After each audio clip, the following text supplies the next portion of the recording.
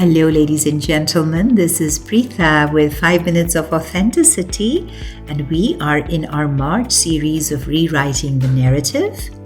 I am an Authenticity Life Coach, friends, and if you're visiting here for the first time, a very warm welcome. I hope you will revisit. I pick a theme every month and we go deep into it. This is because I'm very privileged to work with individuals who share a lot of their reflections in the process of finding or reclaiming or understanding their authentic selves. And today, friends, we are in episode 4 in the series, and we are going to choose the story we want to live. So, once you've seen the old story, once you've outgrown it, once you have unlearned the rules that kept you small, maybe you let go of one rule, and I'm curious if you guys did do that, like I mentioned last time. If you let go of some of the rules, you arrive at the most powerful moment of all, the moment of agency, the moment of choice. This is where you start to ask, what story do I want to live now? This is not the story others expect. This is not a curated story. This is not a story that you've inherited. It is not the story you've outgrown. It is not one that you've let go, but the story that feels true in your bones. So if I continue to use my example, if you remember last time, I mentioned one of the rules that I learned to let go was the desire for validation from an external source. Because that limited who I was, because I was using a yardstick that is outside of myself. And so if I wanted to try a new dish or if I wanted to wear a certain outfit, I was very cautious. Once I decided that that was a rule I was going to let go, then what was the story that I wanted to live now? To be honest with you, I want to live a story where I am not dependent on other people for my joy. And that is not always easy with loved ones. Of course, you get hurt. Of course, you take 2 steps ahead and 3 steps back, or vice versa.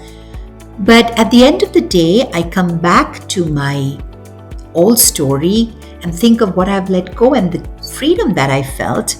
And then I tell myself, okay, do I really want to go back to this? Or do I want to have a story that honors my desires, my boundaries, that gives credence to my voice, my process of growth and reflection, my joy and my truth? And it is based on what I want for myself, not what others want for me, not to please society, not to please people, but what matters to me. Because, and it might sound arrogant to a lot of Eastern cultures, especially because the way the cultures work in certain parts of the world is that and even in the West, in certain communities, is that you are automatically held to standards outside of yourself. And so the moment I say this is my desire, my boundaries, my voice, I know a lot of people listening will be like, wow, Pritha, that is super arrogant. Maybe it is. But guess what is more cumbersome, more selfish?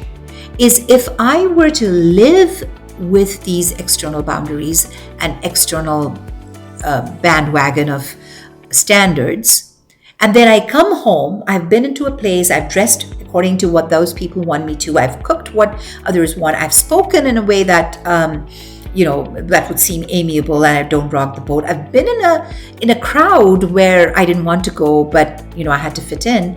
So I do all of those things for others, for society, but then I come home and then I'm disgruntled about it all. So where is my intention? Where is my authenticity? Where is my purpose? I have been a freaking lie the whole time because I've not enjoyed any of it. I've just done it for this false sense of facade. So what story do I want to live now? I don't want to live a lie. This is about authorship. This is agency. This is the moment you stop being a character in someone else's story and start writing your own script. And you become the writer, creator, director, and songwriter of your own. So ask yourself, what do I want more of? What do I want less of? What am I done apologizing for? If somebody will not forgive you, you know what? There's only so much you can do. Forgive yourself and move on. What am I ready to claim? These questions are the link to your new story. Choosing your story doesn't require a dramatic life overhaul. Trust me, I didn't get a whole bunch of new outfits. It requires one aligned choice at a time. And the funny thing is, once you make that choice and you realize the joy you feel from making that choice, you cannot go back.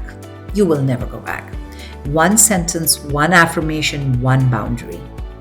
One truth spoken out loud. I have a friend I know, they're going through a process where they might be contemplating divorce.